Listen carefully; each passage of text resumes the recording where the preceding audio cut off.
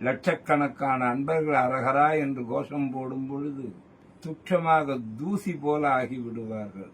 இன்று ஒரு படைக்கு வந்த அவர்கள் 6 படையும் ஆக்கிரமிக்க விடும்படியாக ஆகிவிடும். மதுரை தமிழுக்கு பிறந்த இடம், தமிழ் வளர்ந்த இடம்.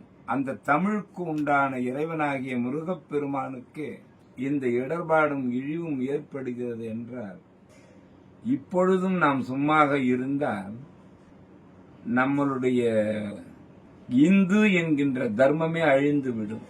அருள் கூர்ந்து முருக பக்தர்களும் அனைத்து இந்து பக்தர்களும் இதில் கலந்து கொண்டு அரகரா என்ற ஒரு கோஷமிட்டு வெற்றிவேல் முருகனுக்கு அரோகரான்னு ஏகாந்தமா லட்சம் பேர் கணக்காக சொன்னா எப்படி இருக்கும் நம்மளுடைய வள்ளுமை? மேம்பாடான மேலோங்கிய குறிக்கோளோடு இந்து முன்னணி நடத்தும் இந்த மாபெரும் திருக்கூட்டத்தில் மதுரையில் நடைபெறுகிறது. ஜூன் 22 ஞாயிற்றுக்கிழமை.